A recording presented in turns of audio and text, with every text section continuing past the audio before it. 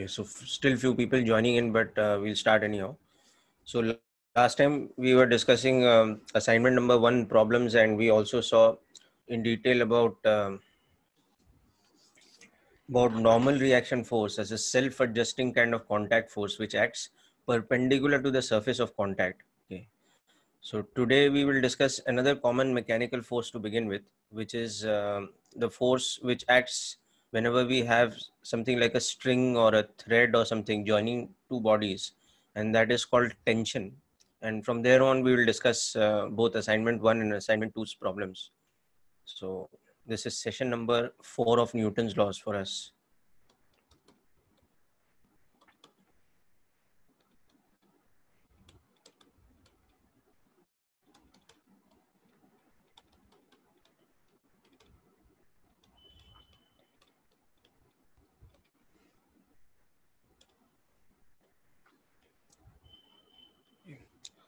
So we'll begin today's lecture by understanding about this type of force which I was telling you called tension.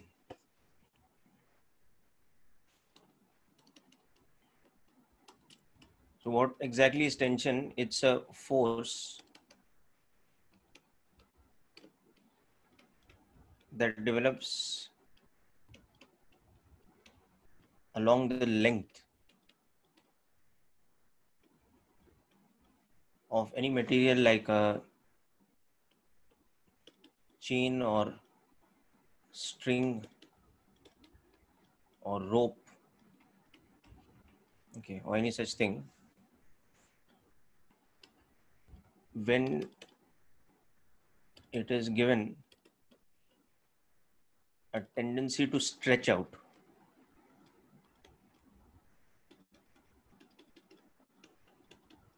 Okay. So in technical language of Newton's laws, this is called taut. Okay, when the string becomes taut or it becomes stretched out due to the action of external forces.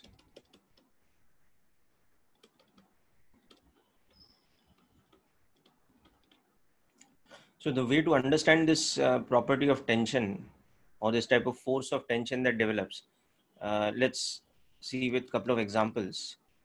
So the most natural example is this one, that suppose we have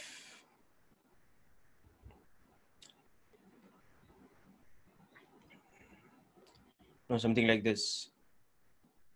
This is the smooth horizontal floor, and through a hook over here, we have attached, let's say, a thread, but it's lying on the ground. Okay. Now, next moment, what we are going to do is the same thread. We're going to pull it, thread or rope. Think of it like a heavier rope kind of thing.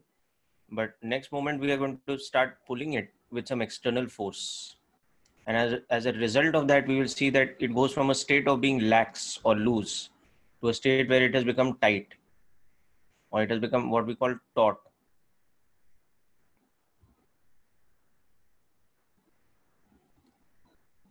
So the difference between this earlier state where it was loose or what we call lax versus the second state where it has become stretched out or tight or what we call taut is that it's developed a force along its length, and that force is called tension.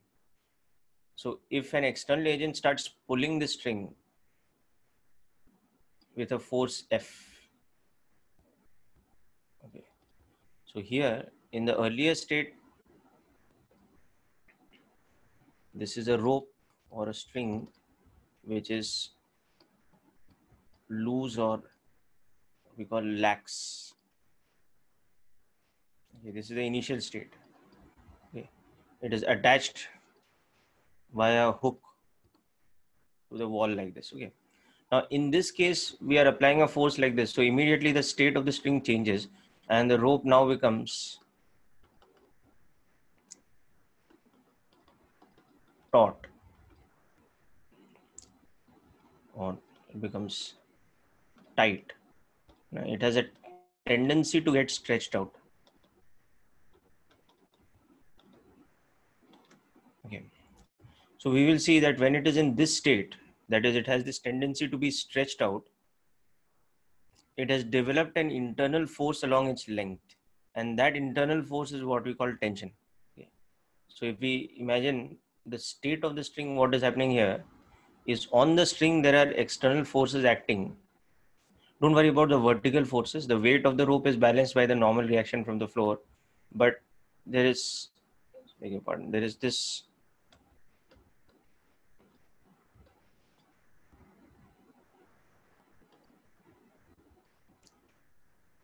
external force that is being applied to this end, okay, by some external agent.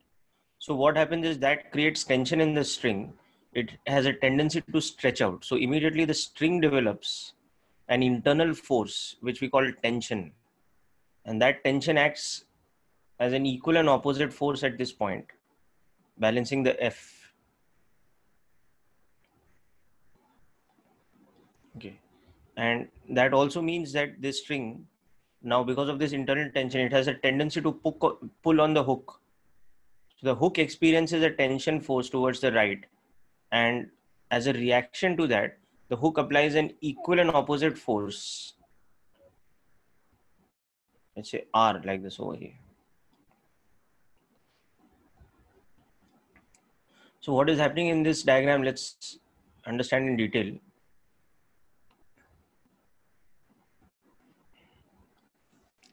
So in the second diagram,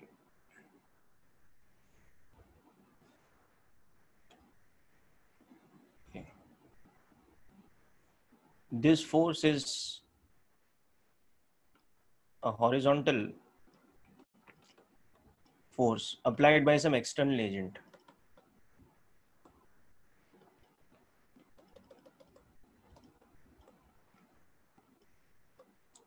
So what that force does is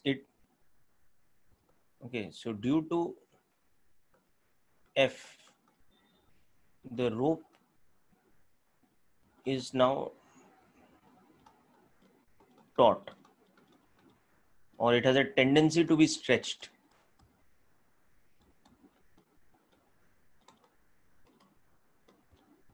Okay. And the moment it has a tendency to be stretched or it is taut, it develops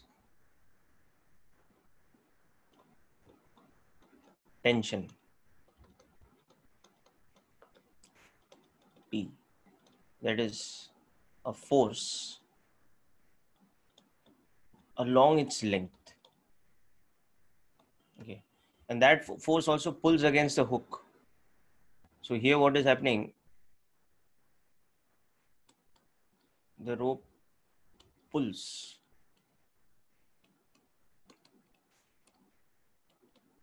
against the hook, which is attaching it to a wall with force equal to the tension in the rope, which is acting along its length. And as a result of that, now the hook applies a reaction force.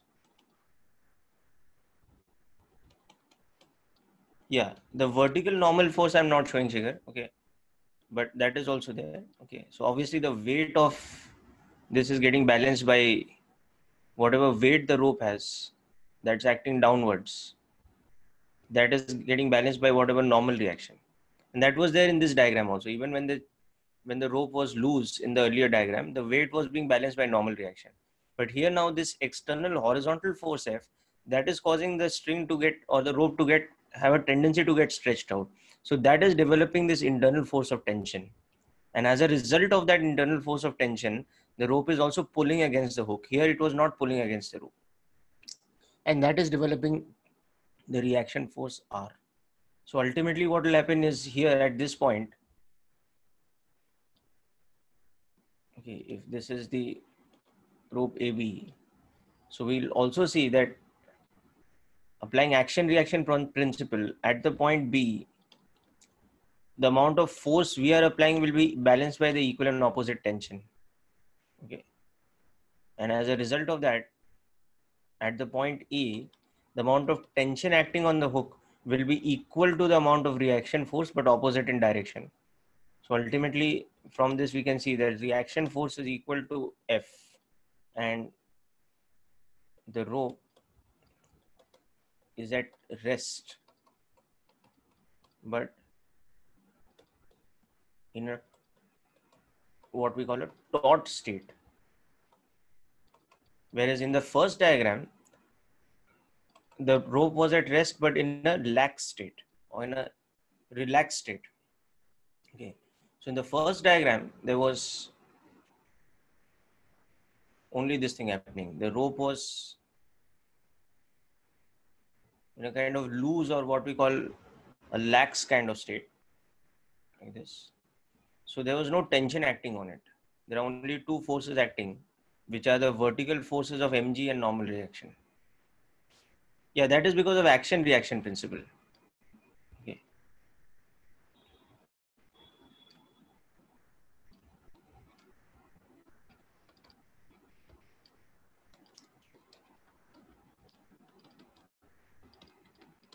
It is at rest.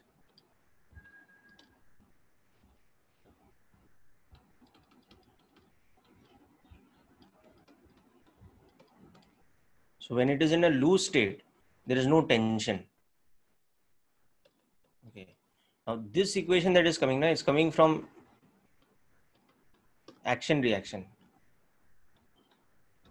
External agent is applying a force at the point B on the rope towards the right.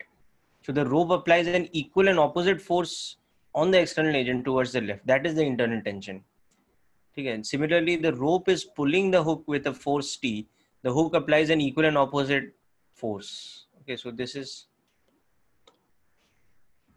action reaction. Equal and opposite. Okay, we are just showing the magnitudes, but as vectors they are opposite.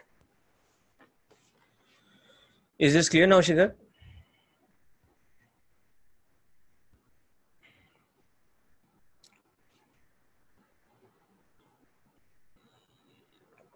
Okay, so you understood the difference between this and this now? That when the rope was loose, the only forces acting on it were the vertical forces, its weight balanced by the normal reaction.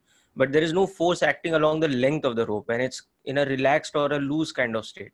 But the moment we apply that external force, because it's attached to the hook, the rope doesn't accelerate, but there is a difference in the rope. It goes from a state of being loose or lax to a state of becoming tight, or it having a what we call a tautness. So that tautness in terms of Newton's laws, what it explains that there is a force that acts along the length of the rope.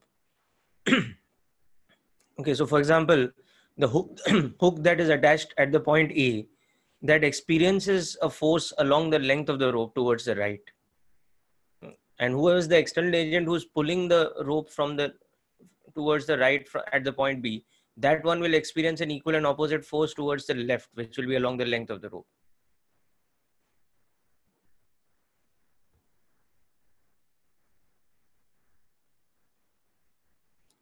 It has a tendency to be stretched out.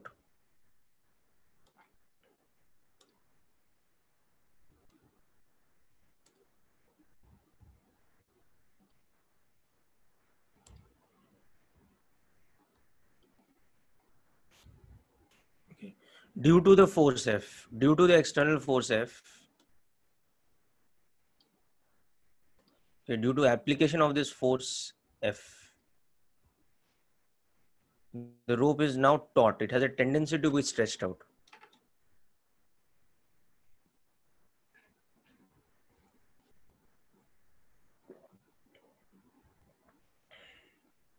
Is it clear now?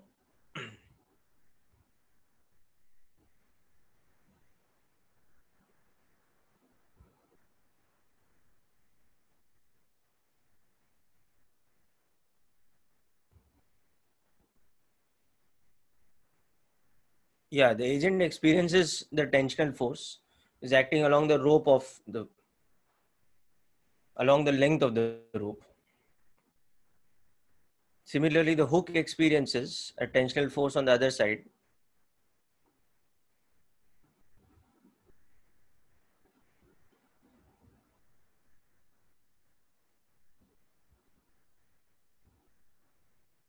Yes, tension is equal in magnitude to the amount of force applied. So that also makes sense. The more strong the amount of force we are applying, the more tight the string is becoming, the more the tensional force along the string. The tension is a measure of the tightness of the rope.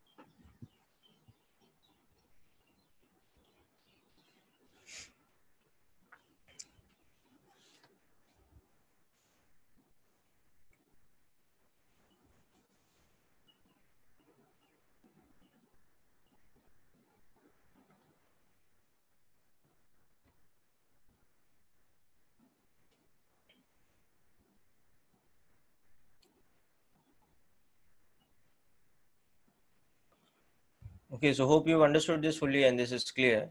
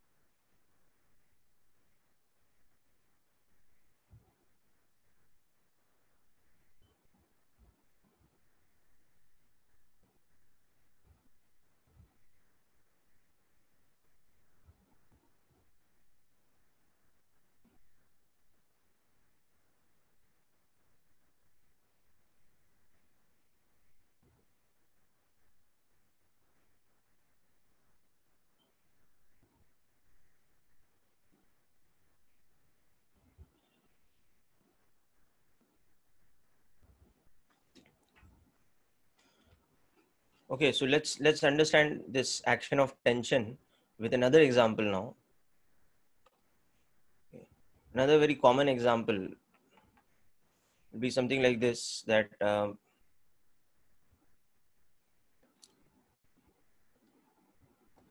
take a situation where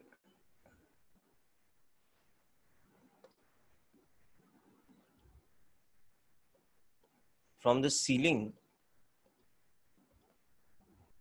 we've attached to a hook, but this time it's a very light thread.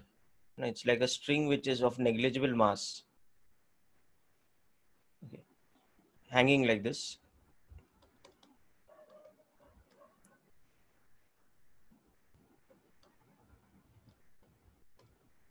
Very light. So its mass is very small. Its mass is almost tending to zero. Okay. So this will be in what kind of state? Now this is in a loose or lax state. So the tension in it is not there. There is zero tension. Okay. But now the moment we use the same string to suspend some weight, because of the weight of the object we are suspending, which has a tendency to pull it downwards, the string develops a tension to get stretched out. And of course, here we are assuming the string does not break. Okay. There is a maximum amount of tension that any string or rope or anything like that can withstand. That's a different matter. That depends on the properties of the material that is used to make the string. So there's something called breaking stress. But here we are assuming that we have not reached that breaking stress situation. So whatever we are suspending from below is not that heavy also. It will not have a tendency to make the string or the thread break over here. But at the same time, because of the weight of that object, what is happening is this is having a tendency to get stretched out because of gravity. Okay. So now what we understand is that the string, it is now in a stretched, it has a tendency to be stretched out,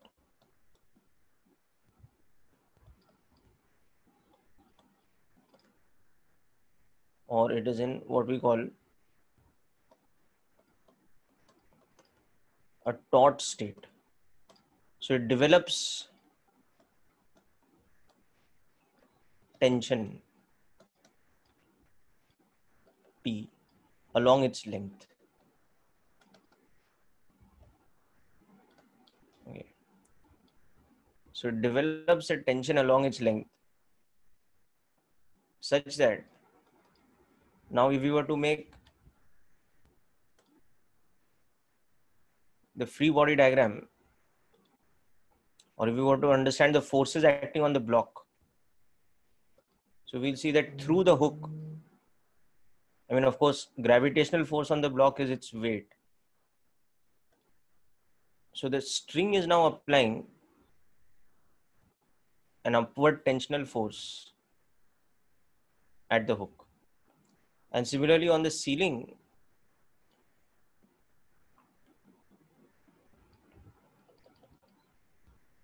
the hook here is having a tendency to be pulled down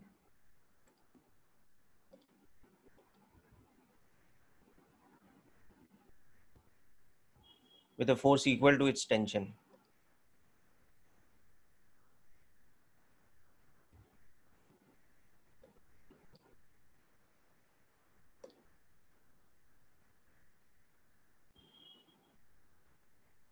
Okay.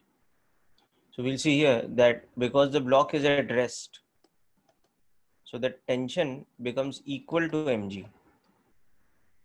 So now the hook is also experiencing a tension in the downward direction equal to the weight of the block. Okay. And if you see the state of the string, it is stretched out like this with a tension acting along its length. So that tension is equal to mg.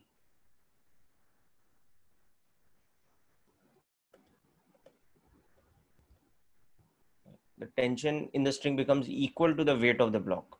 Just like in the above diagram, it was equal to the amount of force we were applying, F. Now here it is equal to the weight of the block.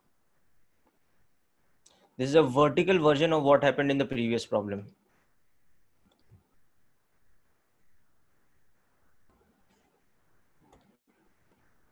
Yeah, the diagram is self-explanatory. Initially the string was just attached to the hook with no weight attached over here. So it was in a loose state. So it has no tension. Now we have attached this block to it. Okay. So what is happening? The block is pulling it down with some amount of force, and that force becomes equal to the tension in the string. Now the downward force acting on the block is the gravitational force. So it's equal to its weight. And because the block is at rest, so that is getting balanced by the upward tensional force that the block is experiencing. Okay. These are the forces acting on the block.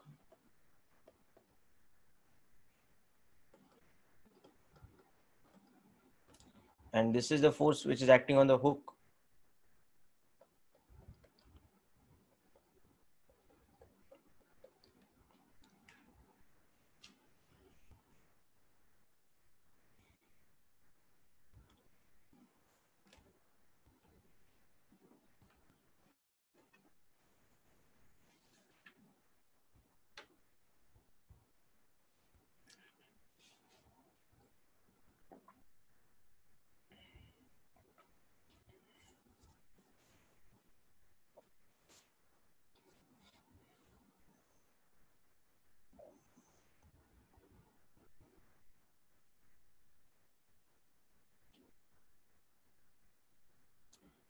No, it is not in contact with any surface, beta. The block is suspended in air. So why will there be normal reaction?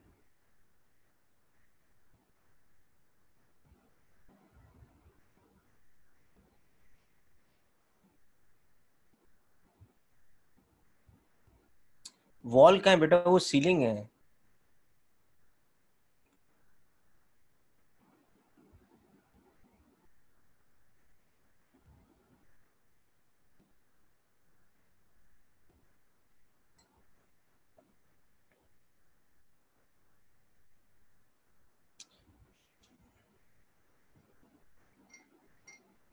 There is no contact force, na? It's not placed on it. It's attached to the ceiling. It's part of the ceiling.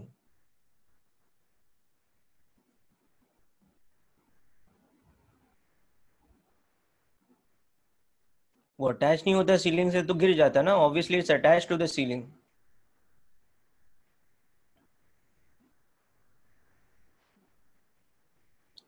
But earlier when the string was loose, it was not applying any downward force on the hook. But now the string is applying a downward force which is equal to the tension in the string. And that tension is equal to how much? The weight of the block. So the weight of the block is indirectly acting on the hook above through what? Through the tension of the string.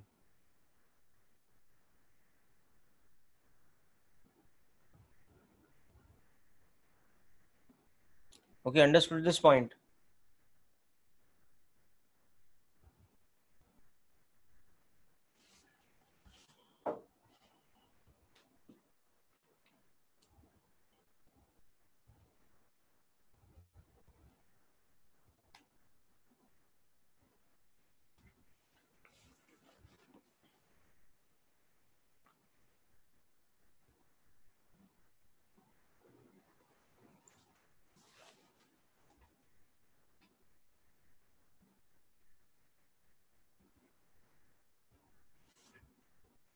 Okay.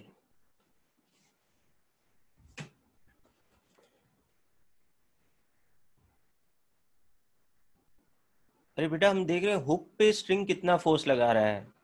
We are not interested in anything else to do with the hook. We are more interested in the tension in the string. So that tension is acting where? It is acting on the hook downwards, na? The string is pulling the hook downwards with a force. Now what is that force? That force is the tension in the string. That is what we are interested in. Understood my point, no? Okay. All right. So now let us understand more examples to get a clearer idea about tension. Okay. I mean, get a clearer idea about how to solve numerical problems where there is tension involved. Okay. So next example, you're doing something like this. There are two blocks, but this time they are not against each other. Rather, they are joined by a light thread.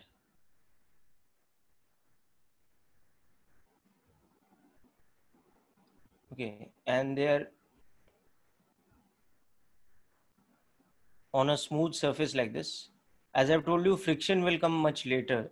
So in this chapter right now, we will consider all surfaces always to be smooth. So we have a combination of two blocks of mass m1 and m2, and they are joined by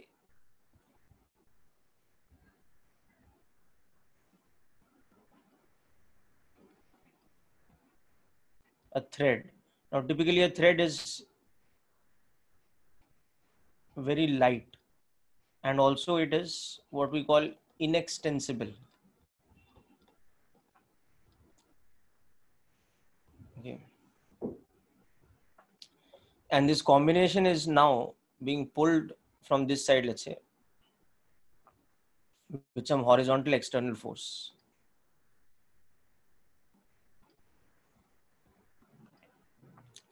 So first of all, let us understand the meaning of a light and inextensible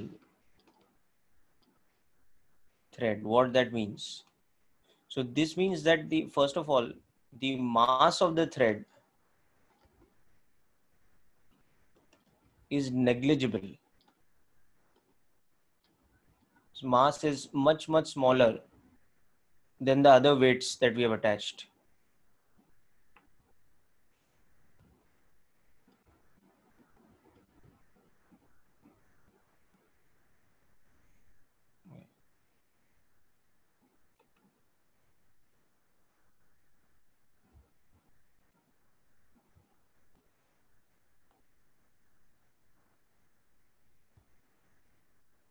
Its mass is tending to zero compared to m1 and m2, the mass of the blocks. And secondly, inextensible.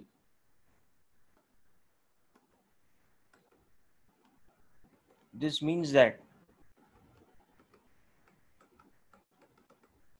the thread is non-elastic in nature. That means its length remains fixed. Okay. It does not elongate under tension. Okay, so those are the two things about the string that we need to understand. Okay. Now let's understand the question. So given blocks of masses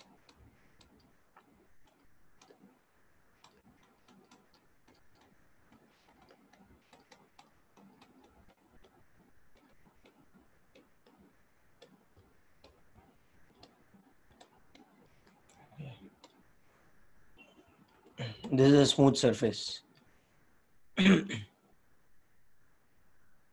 So horizontal force of F equal to, let us say, 15 newtons acts on M2 as shown. Okay, so we have to find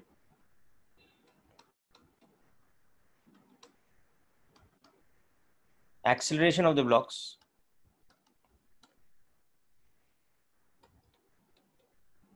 and secondly the tension in the thread. Okay, so just take down the diagram and the gist of the question, then we'll start discussing.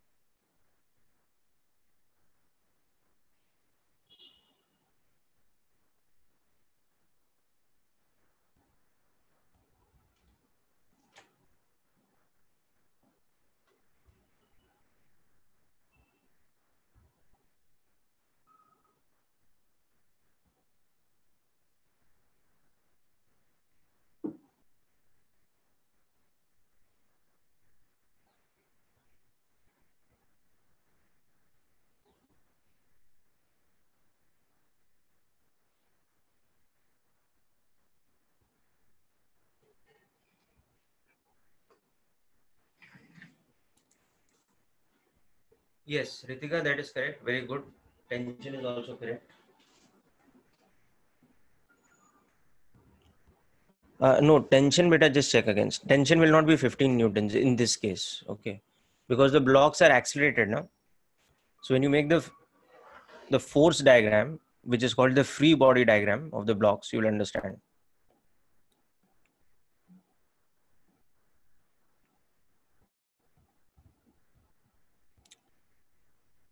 Okay, so let's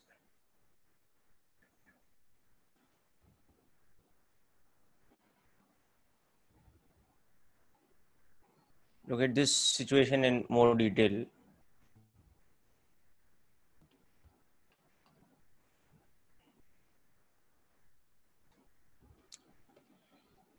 So what will happen here is that the moment we apply this force like this, that is giving a tendency for this block to move in this direction because there is no friction on the floor. So it has a tendency to move, so it pulls against the string. So the string pulls back. developing a tension, and as a result of that tension, the string also pulls this block. Okay, and as a result of that, this block also has a tendency to accelerate. Okay, so two things we will use over here while solving. One is we'll use this as a rule of thumb now. Okay, that a light thread, okay, or string always has uniform tension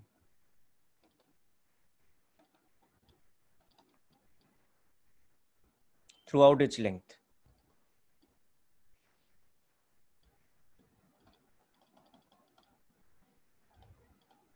Okay, so we'll just use this as a rule over here. We'll understand the logic of this rule a little bit later, because few more things we have to learn before we, okay.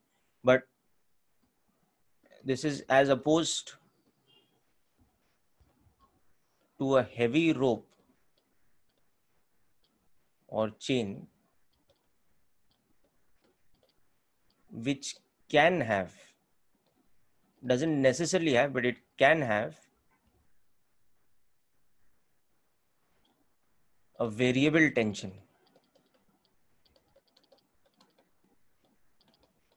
Okay, this is one thing we'll use while solving the problem. And second thing that we'll use is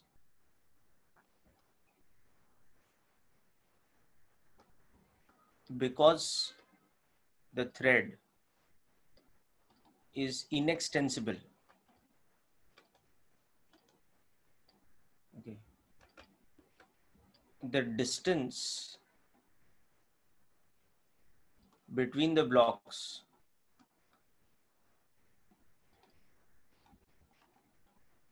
is constant, which is equal to the length of the string. So therefore,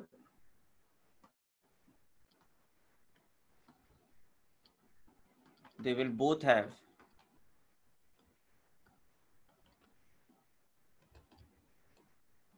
identical acceleration.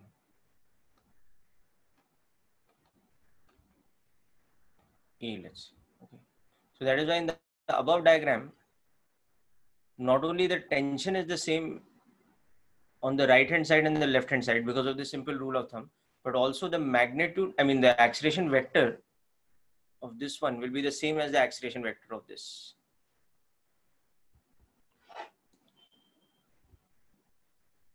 Yeah, Priyanshu, the lecture is recorded. So if you missed any part, then you can pick up the recording later from. Okay, I will share with you the recording. So whatever part you missed, you can check it out later.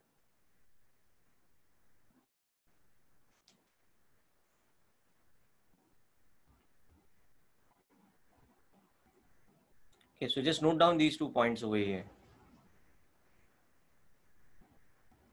That not only in this problem, but as a general rule of thumb, we will understand that whenever we are dealing with a light thread that is massless or its mass is negligible, the tension's magnitude will be same at all points. Yeah, Shikhar, the answer is correct for acceleration. And the second point is because the string is not stretching.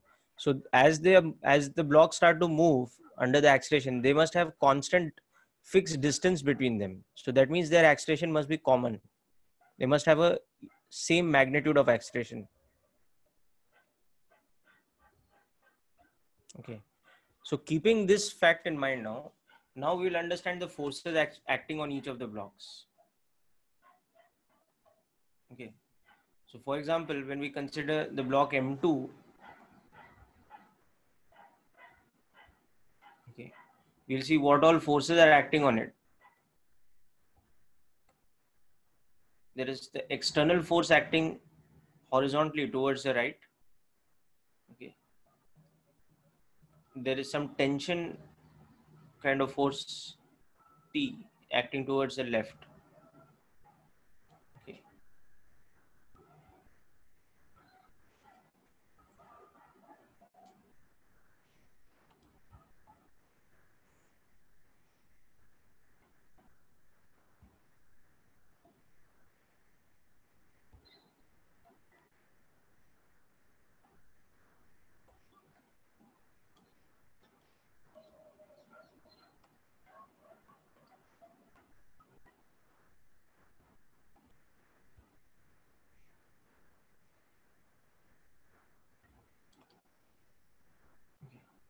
And of course, there are weight and normal reaction. But those two are balancing each other, so we're not really worried about them. So on the block M2, these are the forces which are acting. And under the action of these forces is having this horizontal acceleration E. So for this block, what are the equations we'll write? For the horizontal direction, we'll write F minus T is equal to M2A. Okay, and for the vertical direction, we have,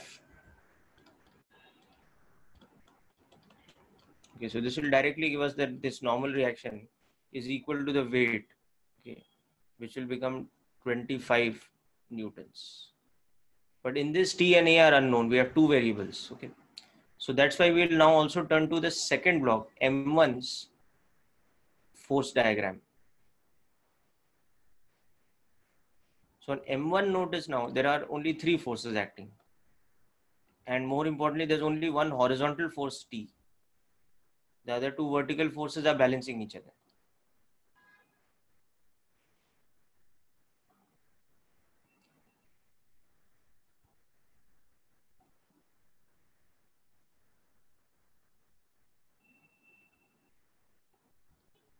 So if you write the equations, you'll understand here that tension will not be equal to F. And if tension were equal to F, then they should not have been moving. This is accelerating. Na? So you can see F minus T is mass into acceleration. So that means T has to be less than F. So it can't be 15 newtons. It has to be less than 15 newtons here.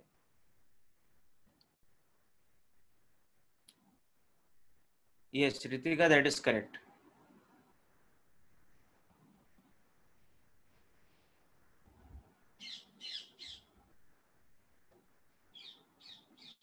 Okay. So for M1, the equations will become like this.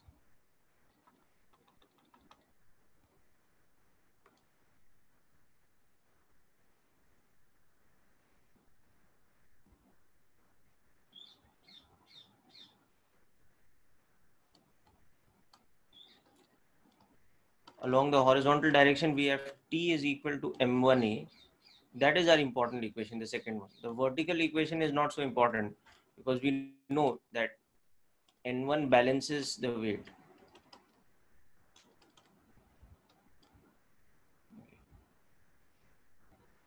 So now what we'll do is we'll solve these two equations. Equation 1 and 2.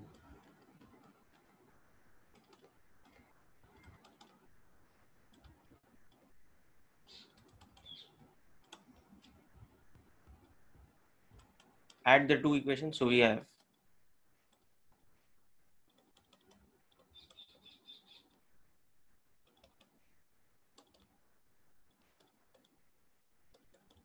so when you substitute these values, you will get the acceleration as 2 meters per second square. Now you resubstitute this in the second equation, okay, to get the tension, or the first equation, whichever you like. But to get the tension, you have to substitute this value of action. So substitute in equation 1 or 2, whichever. Okay. So you will get the value of tension as, for example, in this equation, you can see that this will be 5 into 2, 10 newtons. In the first one, this will become 15 minus 10, 5 newtons. On the right hand side, you have 2.5 into A, that is also 5 newtons. So it's consistent. The answer is correct. Okay. So in this case, the string develops a tension which is less than the external force we are applying. Why? Because there is acceleration involved. In the earlier example we had taken where it was equal to the weight of the block, or in the first example it was equal to F, there was no acceleration involved. So the tension was equal to the force, but here it is becoming less than the force because there is acceleration involved. Okay. So note down this full solution properly. And also before you start with that, make sure you understand these 2 points that we've written earlier. The starting point of the problem, to understand that the tension in the string will be same in magnitude throughout because it's a light thread.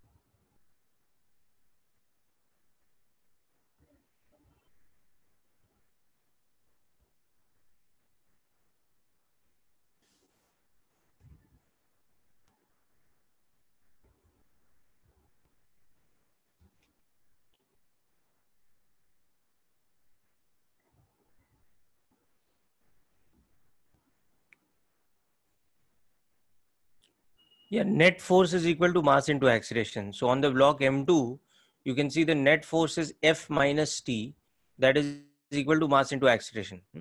On this block, horizontally, there are two forces acting, F, T, but is accelerating like this. So F is dominating. F is larger than T. So F minus T is equal to mass into acceleration. And on this block, there's only one force acting horizontally. So that force tension is equal to mass into acceleration.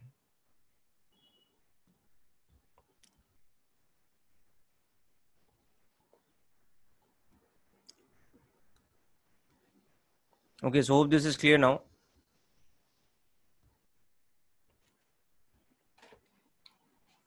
Okay, next example. Now, this example is for you people to solve.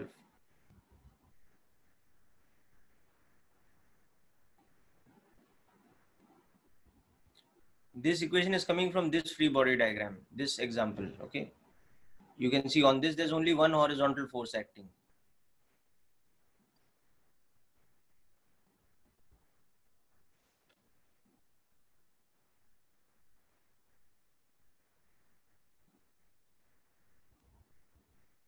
अच्छा, substitute किया, 2 कैसे आया? Value substitute किया बेटा. In the question, it was given that F was 15 and M1 was 5 and M2 was 2.5 kilograms.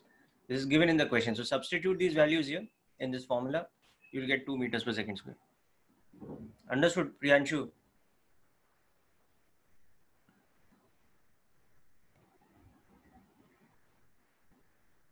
And then substitute that in this equation. So M1 is 5 and acceleration is coming out to be 2. So that's how the tension is coming out to be 5 into 2. Tension is equal to M1 is. So now substitute this value of A and this value of M1. So the tension comes out to be 10 newtons. Okay, so this and all was given in the question.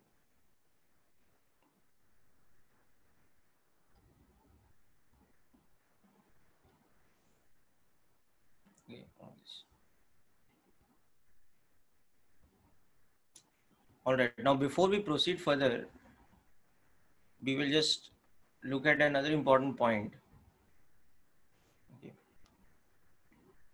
which actually we've indirectly been doing all along, but we'll just explicitly state it now.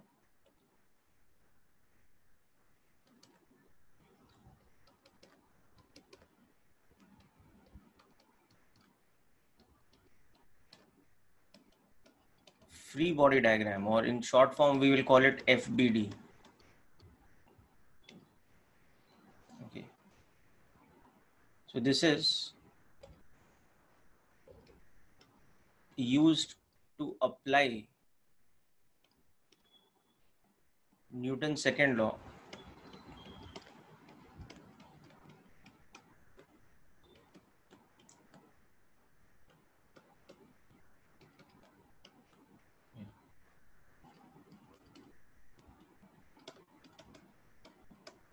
So in the free body diagram method, what we do is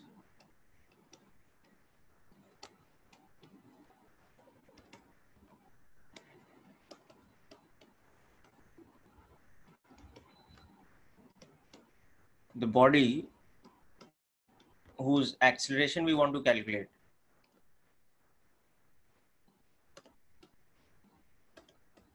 okay, is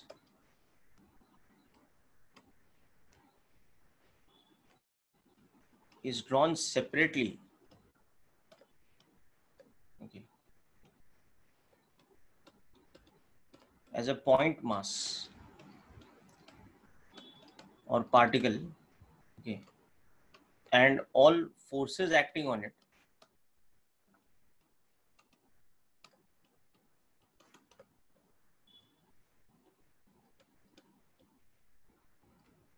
are drawn as vector arrows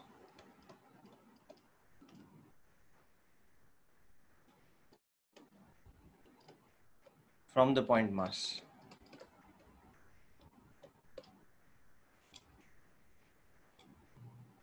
Yes. Okay. Then forces are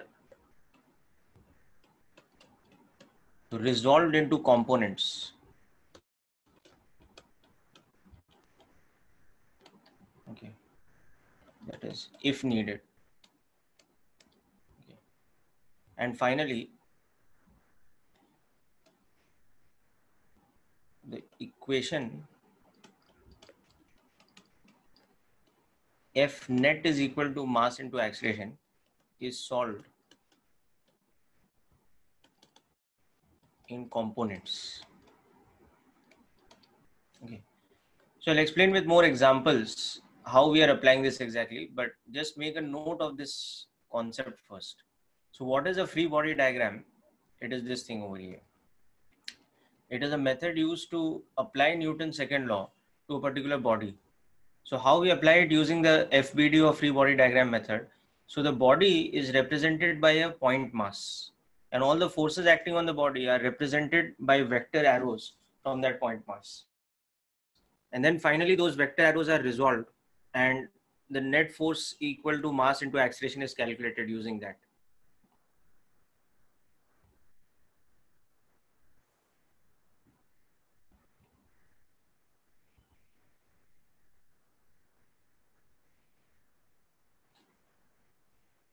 Okay, so in the above problem, for example, we have made free body diagram, but indirectly.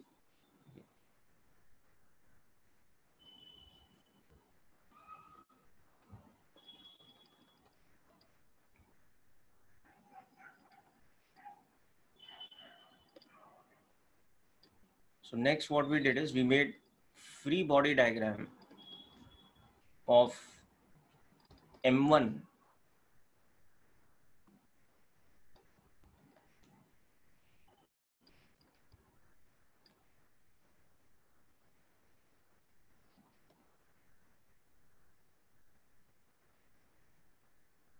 You can show it as a box, but you can also show it as a point mass. It doesn't really matter.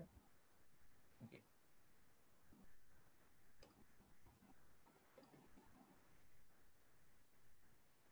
And similarly, free body diagram of M2,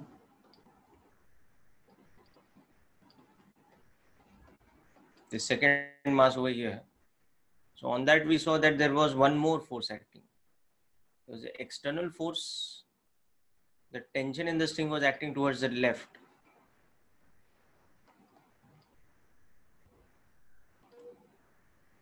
Okay. And this block had the same acceleration.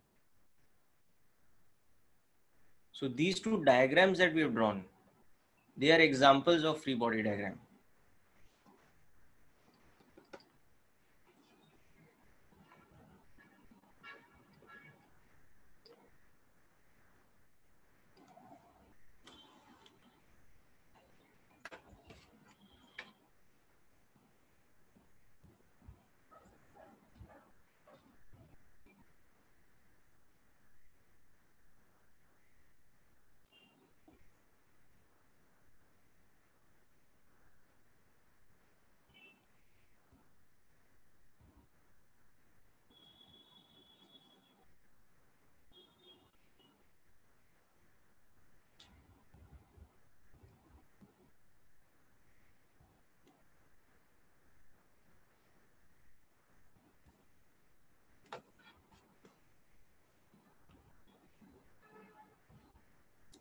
Okay.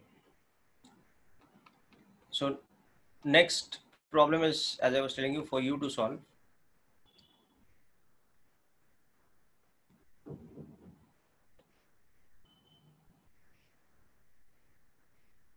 So try this out now.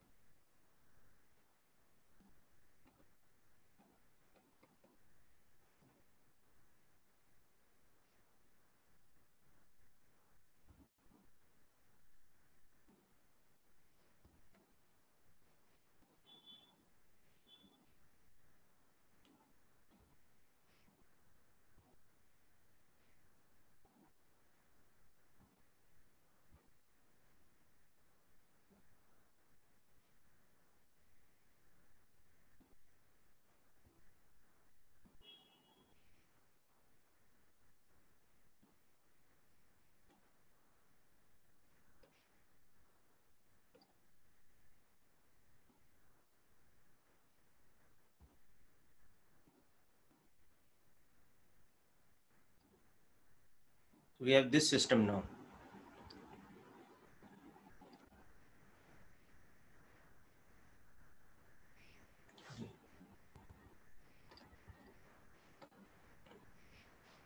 So a block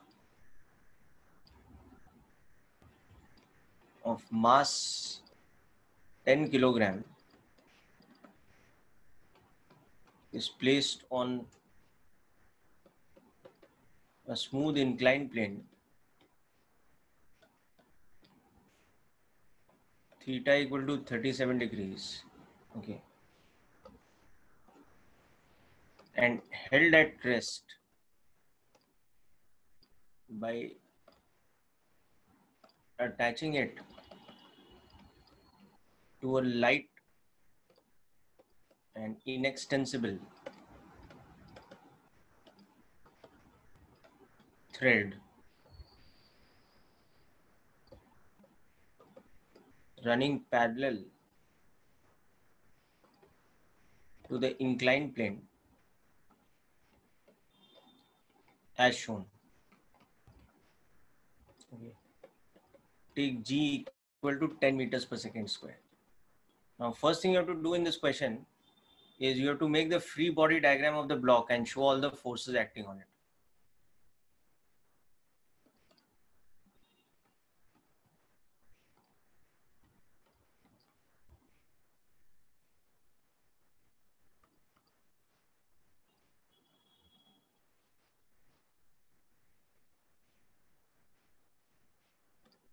And from that, calculate the normal reaction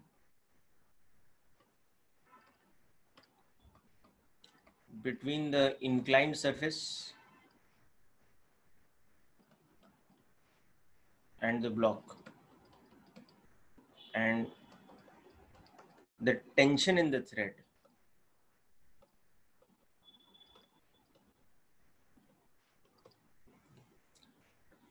So this is a question for you to practice out the above concepts. Just try this out.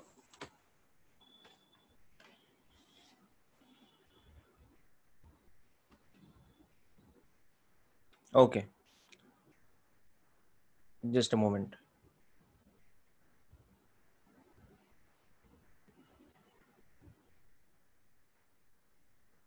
So this was the part Shikhar before the free body diagram. You can just take a note of it. Anyway, I'll be sending you the notes, so don't worry.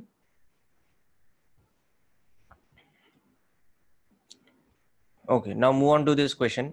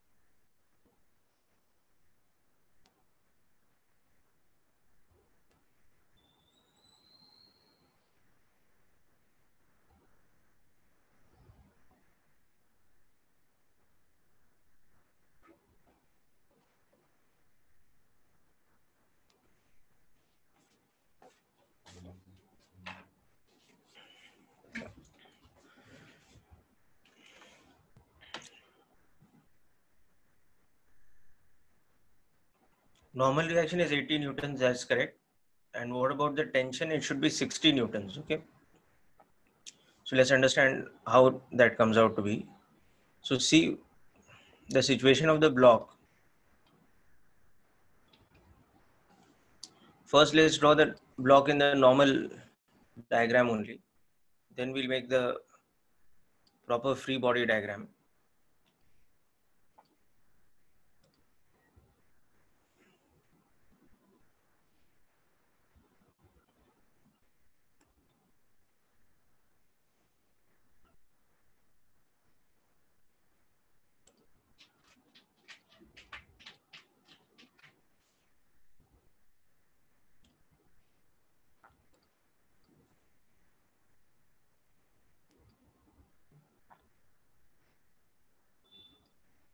Yeah.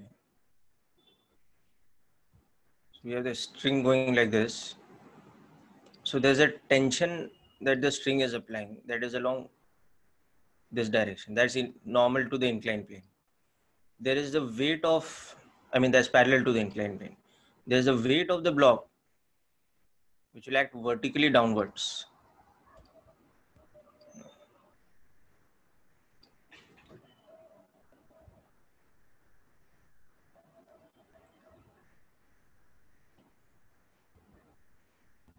So this vector makes an angle 90 degrees with this line. And there's normal reaction which will act along this direction.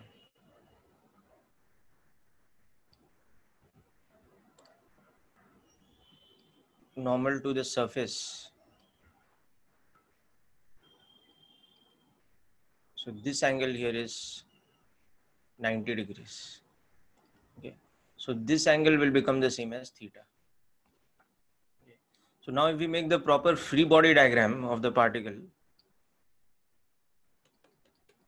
So remember in the free body diagram, we show the body as a point mass. Okay, so we're showing this as a point mass. Now what are the forces acting on the point mass? There is tension T acting along the inclined plane.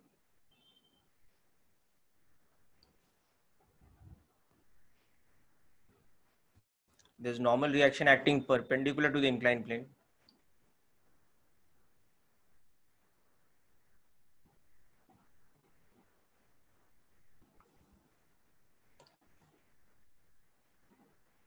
Okay. And there is the weight of the object, which is acting vertically downwards.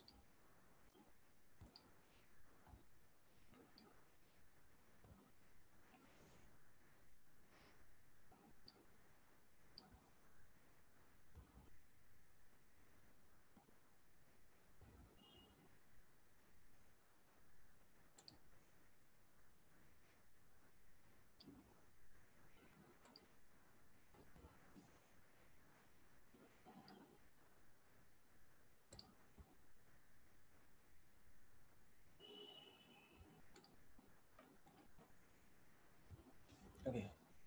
So we can also see that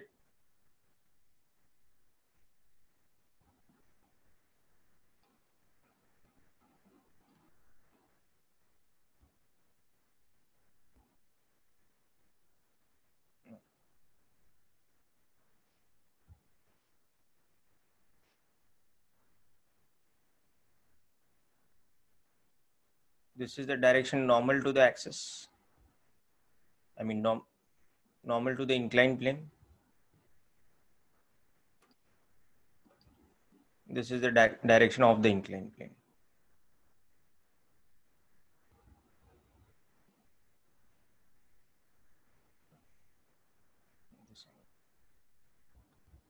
So this is the proper free body diagram. Okay. Now in this, now what we'll do is, because tension is along this axis and normal reaction is perpendicular to this axis, and those are the two unknowns, rather than take vertical and horizontal as our axis, we will take the direction of the normal reaction as our y axis, and we will take this direction as our x axis. Okay, so let's say we'll do that in the next step. First, just understand this free body diagram. Is this clear to all of you?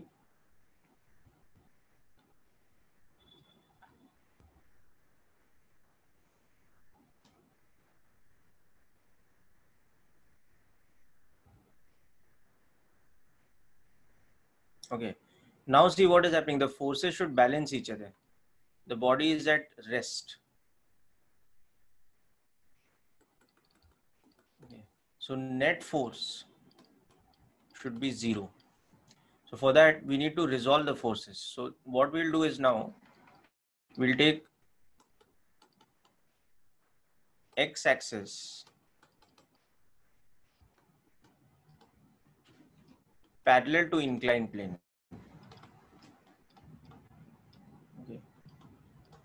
Along the tension, and y-axis perpendicular to inclined plane.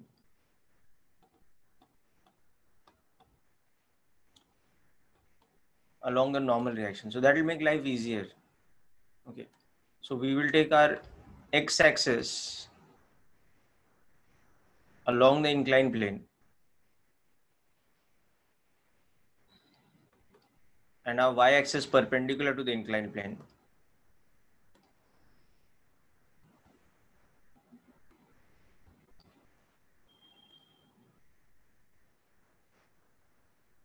Okay. So that now we can understand that our forces, two of them are already resolved. It is mg which has to be resolved. Okay. The other two forces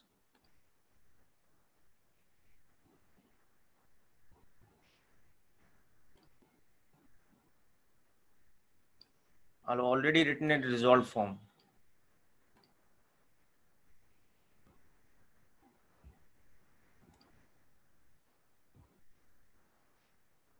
Okay. So we need to resolve this mg now. Now to resolve this mg, we can see this angle is theta, the same as this angle. Okay. So the normal component of mg, that will become how much? So resolve this. So when we resolve this, the normal component will become mg cos theta because this angle is theta, and the tangential component will become mg sin theta because this angle is 90 minus theta. So जिस axis के साथ angle theta है, that component becomes which component? The cos component. और जिस angle के जिस axis के साथ एंगल 90 minus theta है, that component becomes mg sin theta. So we've resolved mg. So now since the body is at rest, net force is 0 on it. So along the x-axis, we can see that along this direction, tension is balancing mg sin theta. Okay, and along the y-axis, normal reaction is balancing mg cos theta. So this is the Newton's second law applied. Right hand side is 0 because there's no acceleration. So therefore from equation 1, tension will come out to be mg sin theta. So that in this case is 100 into sin 37. So that will be 60 newtons.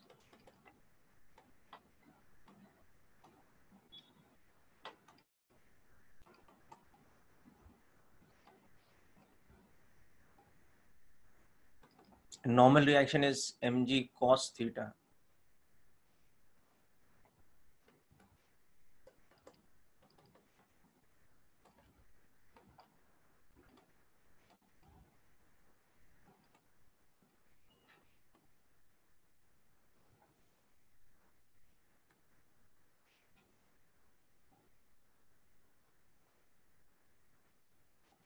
So this thing becomes important, going from the forces in the FBD to selecting your axis and resolving the forces. Okay, so from this step to this step, what we've done is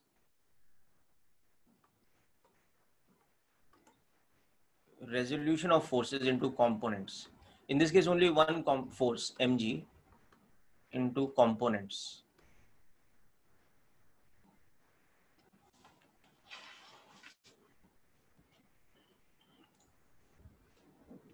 All right, is this clear, people?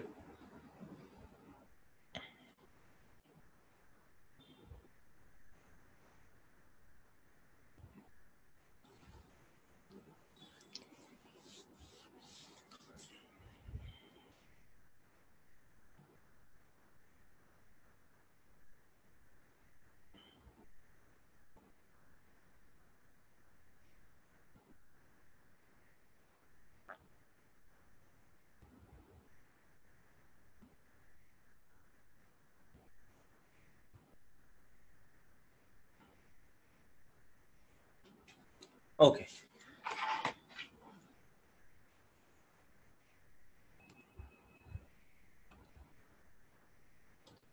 Next up, we will look at an example which has a pulley. Our first example with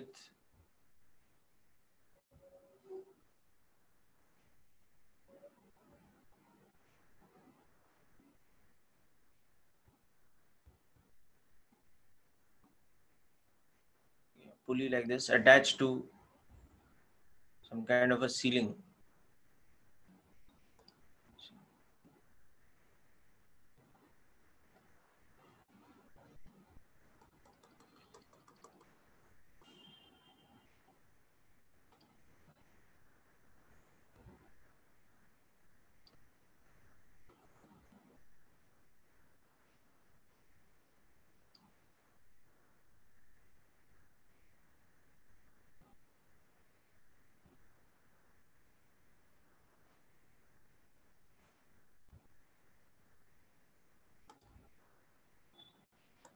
Okay. So this is an example of what is called a fixed and smooth pulley. So what does a fixed and smooth pulley mean? So let's understand that.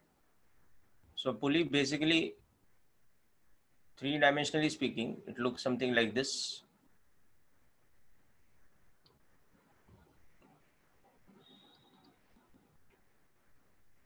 So we are seeing the side view of this in that diagram.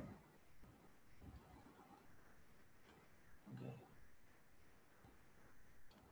So this is the axle of the pulley, and this is the surface of the pulley, the surface on which typically thread is wound.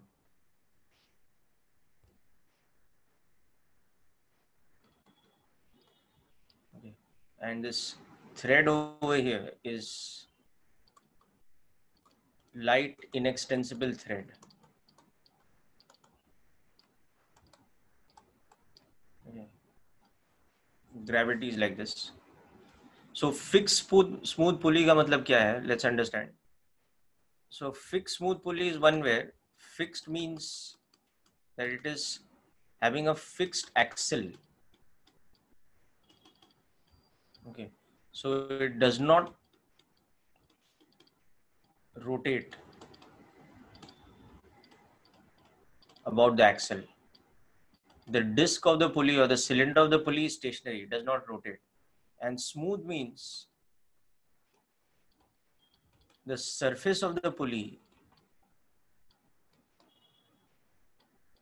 is frictionless.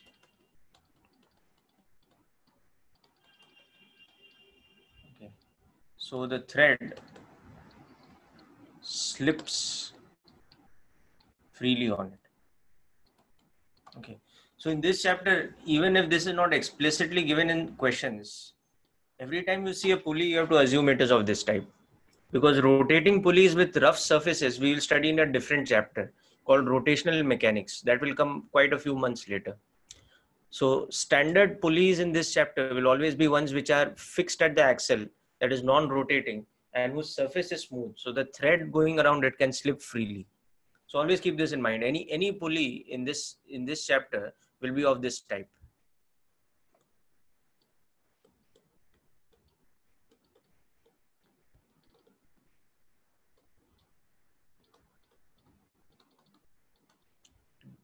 By default, it will be this type. Okay. So having understood the nature of the pulley, now let's come back to the problem. So if suppose M1 is a heavier mass compared to M2, M1 will tend to accelerate downwards, M2 will tend to accelerate upwards. So we have to find those accelerations. So given M1 is equal to 15 kilograms, M2 is equal to 10 kilograms, and acceleration due to gravity is standard value 10 meters per second square. We want to find the acceleration and the tension in the thread.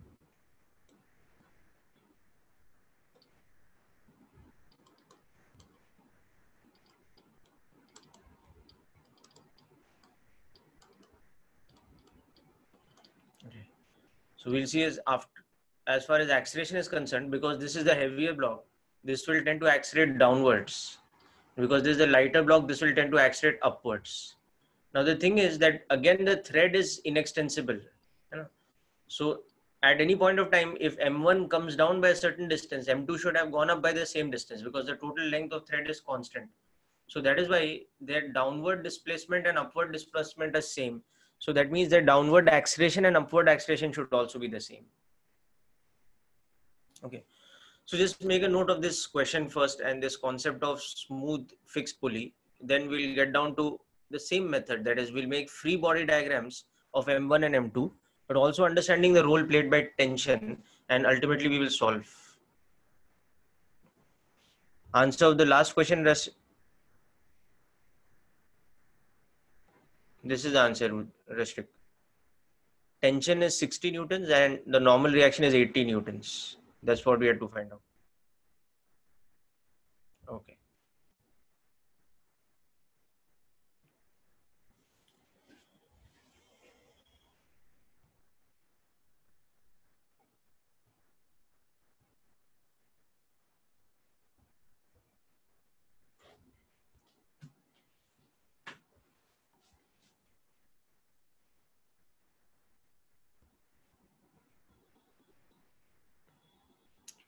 So in this, hope you've understood why the magnitude of acceleration is same for M1 and M2.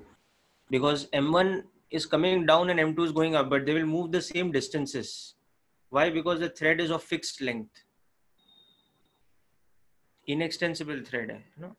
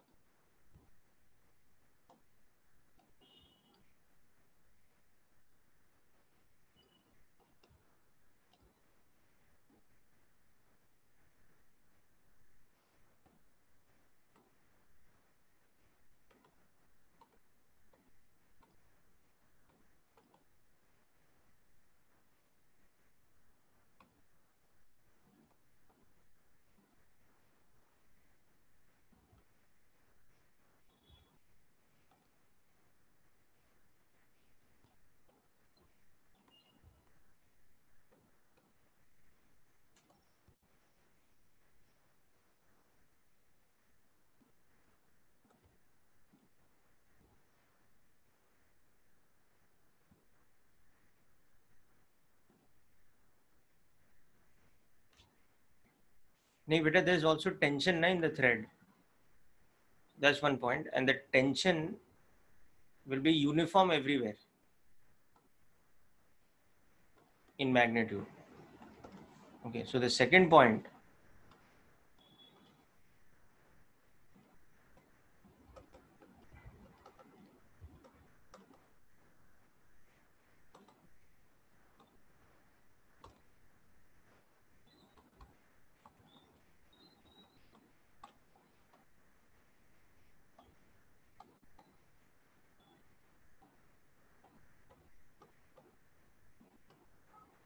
it's a massless thread. That's why the tension is uniform.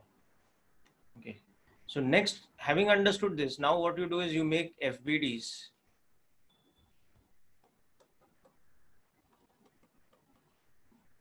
for both blocks. Okay. And using that solve Newton's second law for finding the tension and the acceleration here.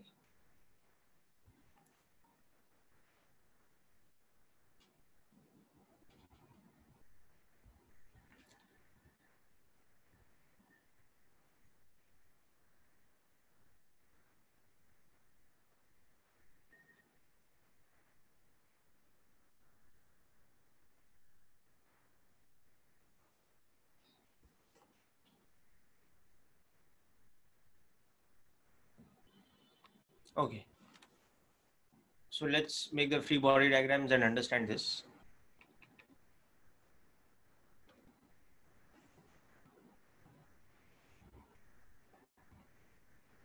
So I'm just showing M1 with a point mass kind of thing. I mean, you don't have to typically have to draw a point mass. You can show it as a block also.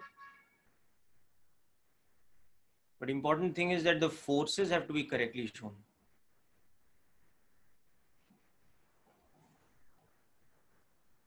So only two forces are there.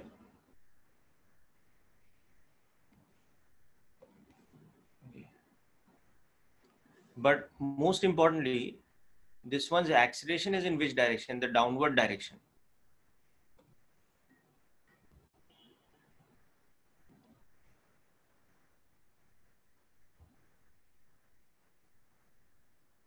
Okay. So for M1, when we apply this thing, net force is equal to mass into acceleration. For the block M1, net force किस direction में होना चाहिए? नीचे की तरफ, because the acceleration is downwards. So it will become M1G minus T is equal to M1A. That will become our first equation.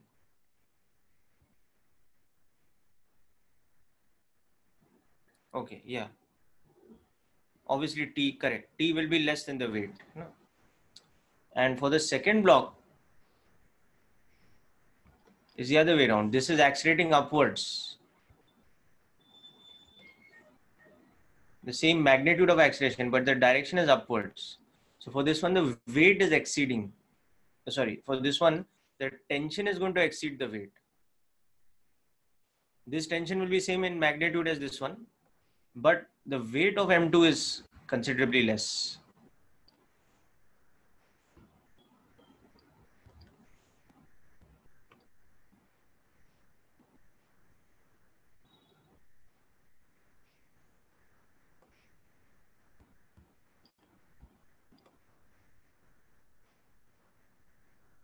Okay, so for this, acceleration is upward.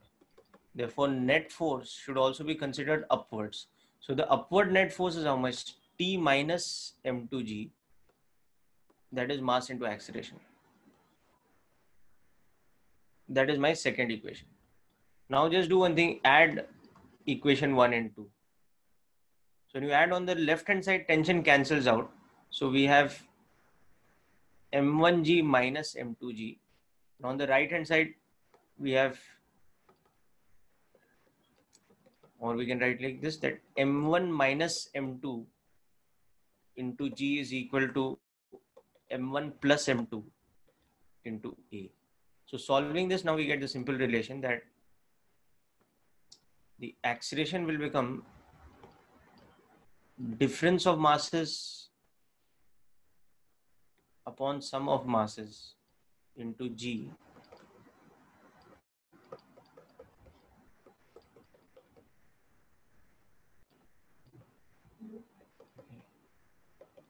So 5 by 20, so that is 1 by 4 of 10. So 2.5 meters per second square.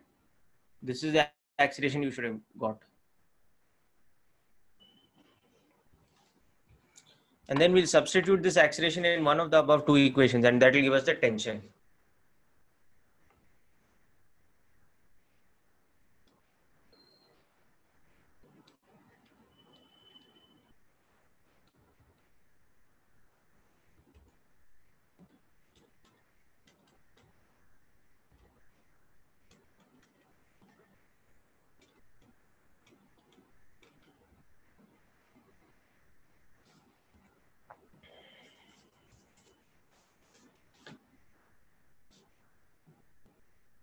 All right. Now substitute this back in equation 2, for example. So T minus the weight, which is 100, will become mass, which is 10. Okay.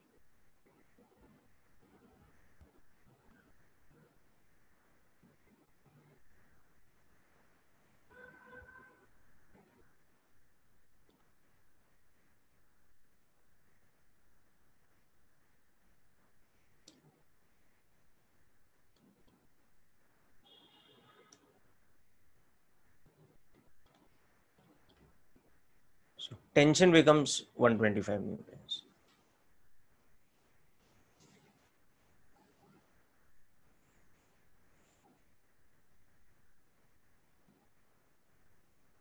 Oh, sorry. My mistake. Yes.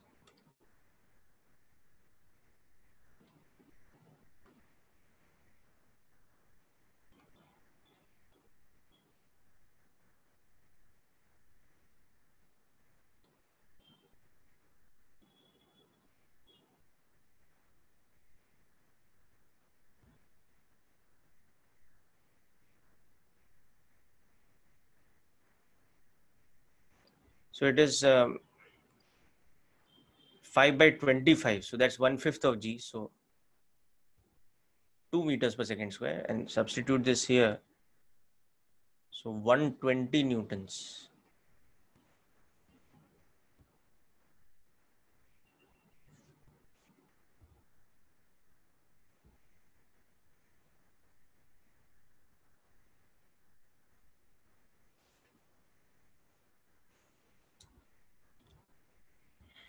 Okay, people. So hope this is clear.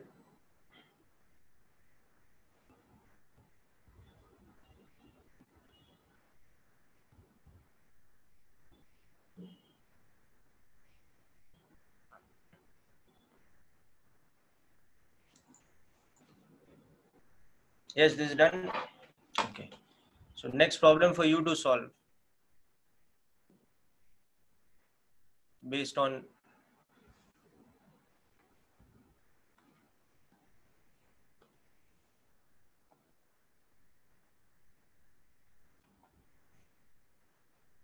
these concepts here.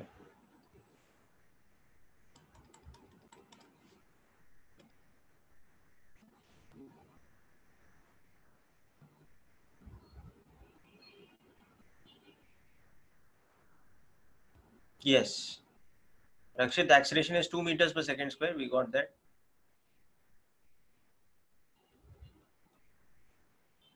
So this is a smooth surface.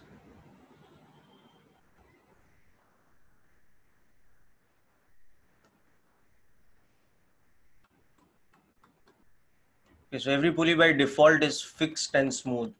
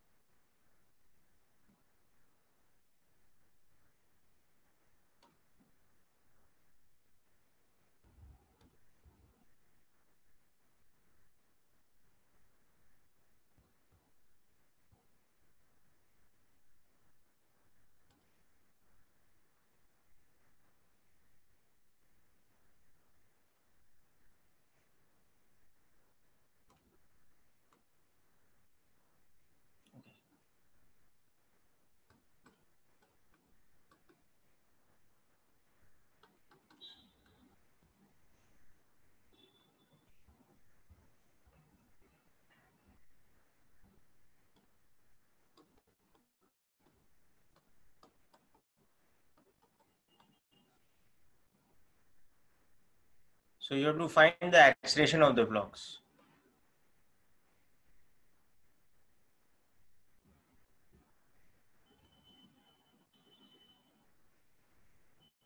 All threads are light and inextensible.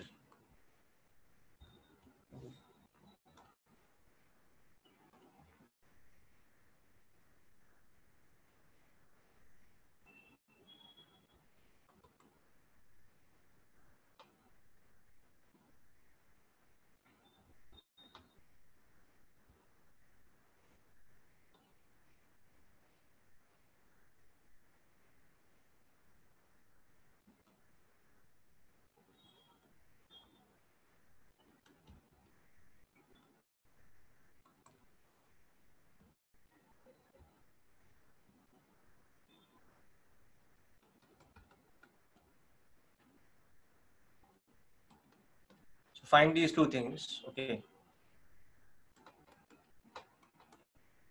both the threads are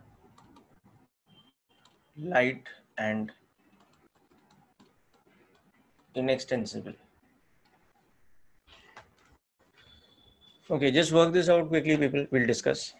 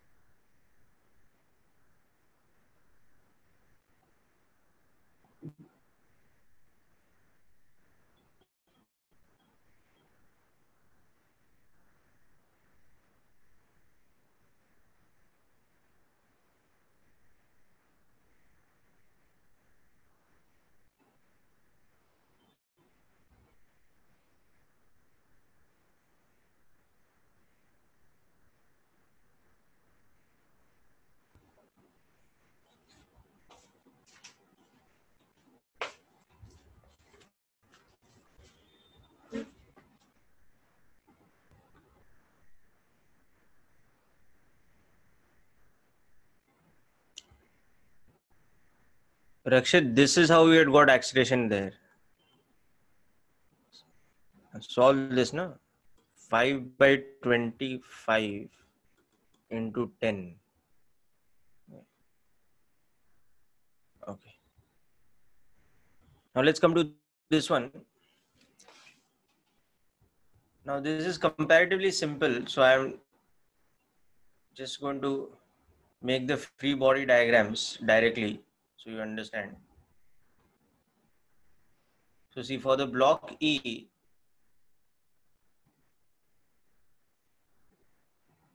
the block B and For the block C, let's understand directly. So E pe there is tension T1 acting horizontally, B pe T1 like this,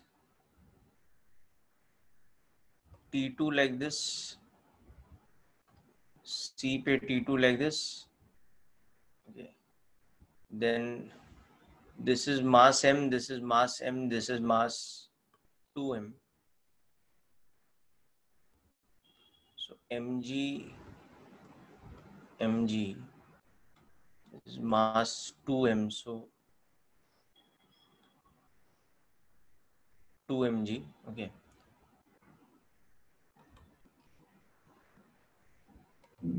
Okay.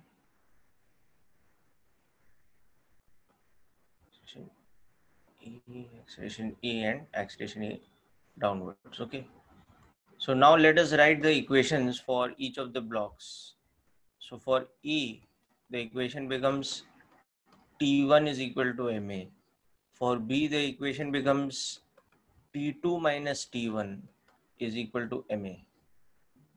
And for C, the equation becomes the weight, which is its mass 2mg minus tension T2 is its mass, which is 2m into E. So now it's very simple solving this. Just add the three equations. So T1, T2, T2 will cancel out and we'll have 2mg is equal to m plus 2m into E. So you get very easily E is equal to g by 2. Okay. And then we also wanted to find T1. So substitute that in equation 1.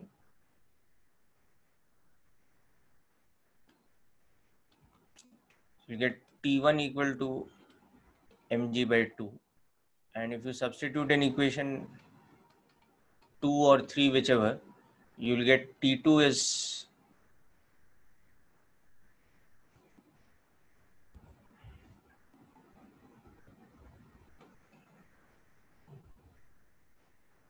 3 by 2 mg.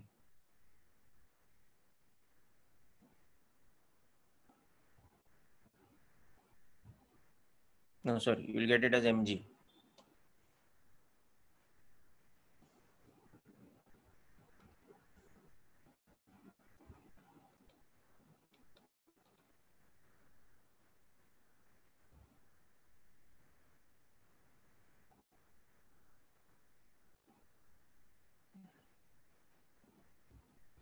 So I had not given the masses in numerical way. अच्छा, I had given, I think. M का value दिया था ना? 5 kg, yeah.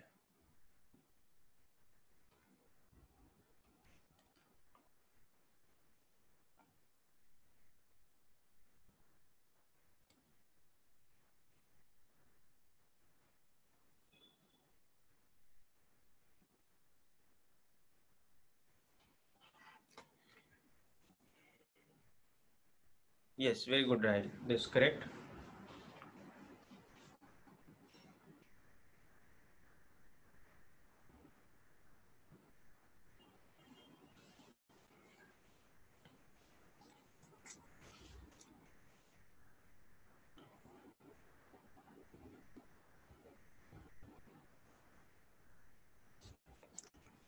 Okay, so we'll solve one more question before we move along.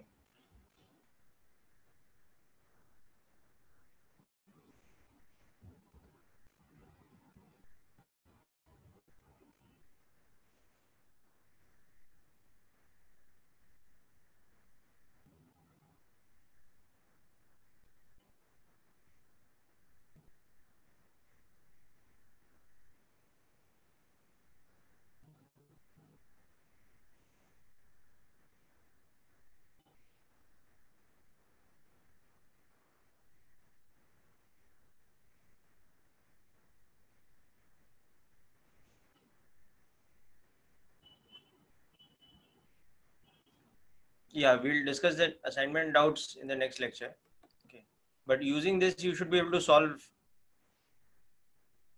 I mean, if you just go through today's questions, you'll be able to solve most of the doubt problems. Okay. Now, one final question let's discuss.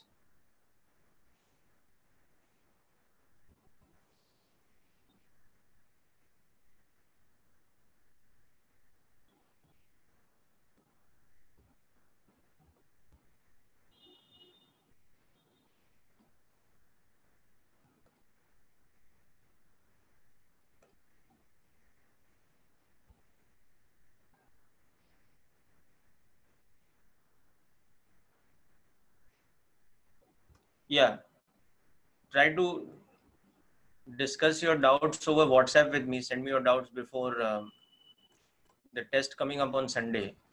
So this is a smooth, fixed inclined plane. Now on this we have one block E.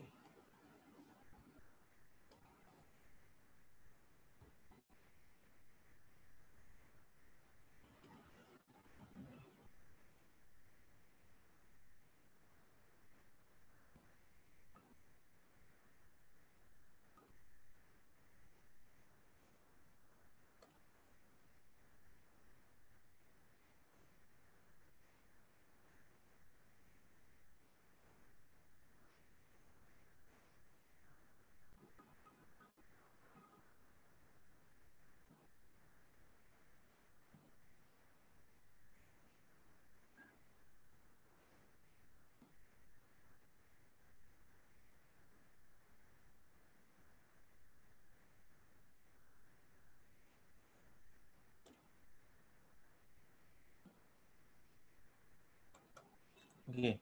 So mass of A is equal to mass of B. We have to find the acceleration. So you can see that this one will accelerate downwards. This one will accelerate like this. So let's complete this problem, okay, and then continue from there. So start by making the free body diagrams of A and B. Okay, make FBDs of the blocks A and B. Okay, and then for E, take x-axis, okay, along the inclined plane.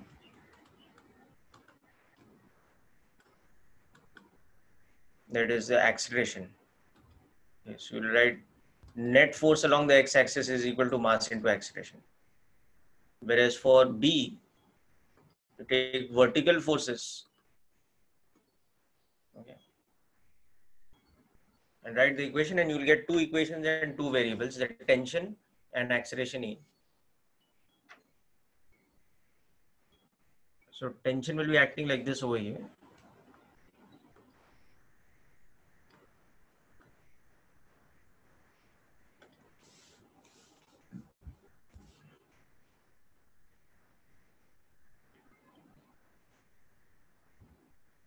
So start with this, make the free body diagrams, then I'll explain it further.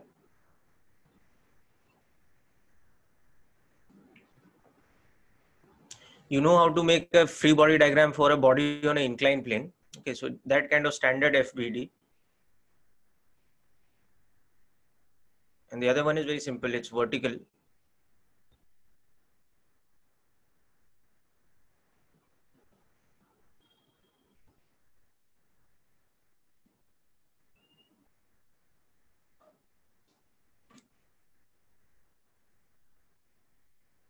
So E's situation, you know, is like this, no?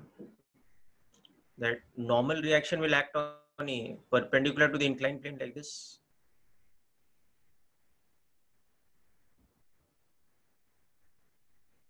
Okay. And the weight of E is vertically downwards like this.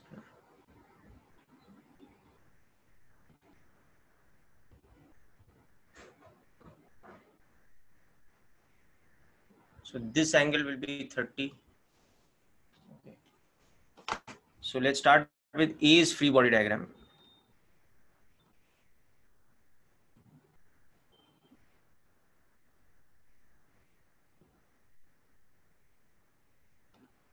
So there's normal reaction like this.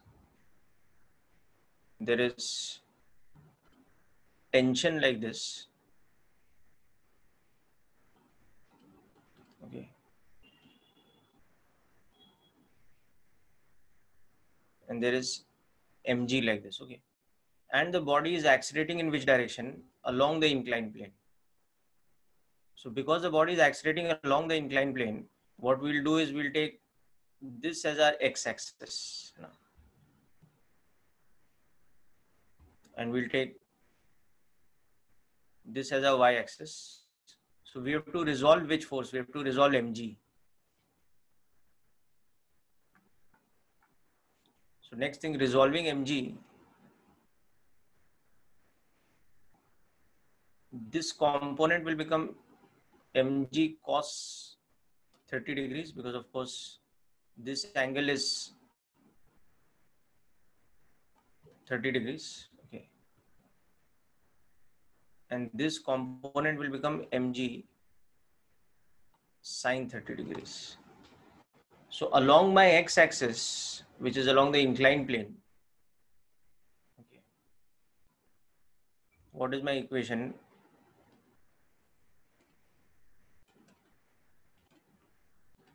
T minus mg sine 30 degrees is equal to mass into acceleration.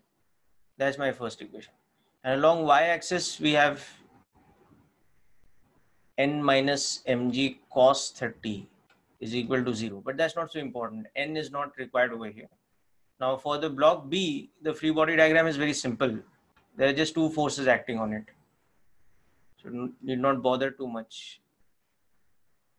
mg, the same magnitude of tension as that one, but acting upwards, and is having a downward acceleration E. So for this, the equation will simply become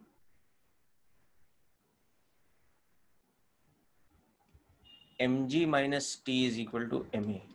This is for block B. Block E. Okay. So very simple, just add the two equations. So you get rid of T, and you have mg into 1 minus sine 30, which is half, is equal to m plus m E. So you'll get g into 1 minus half is equal to 2a. So E will come out to be g by 4.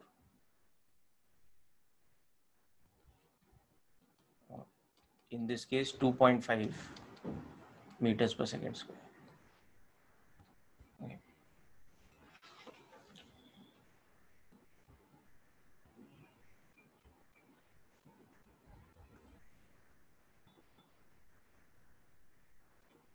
So same method every time.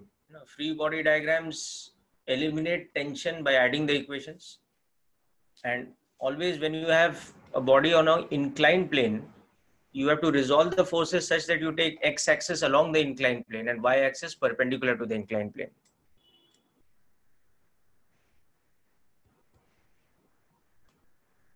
Now, always when you are looking at a free body diagram of a body on an inclined plane, use this system of axis, parallel to the inclined plane and perpendicular to the inclined plane.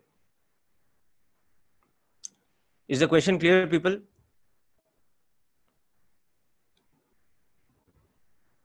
Okay. So as I said that, just go through today's questions very carefully. Okay.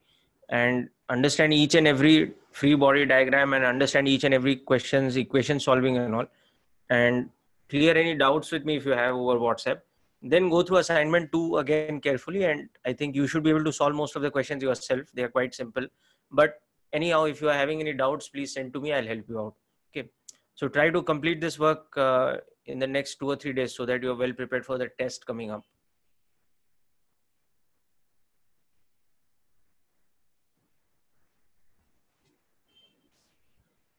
All right, people. So that's it for today's session from my end.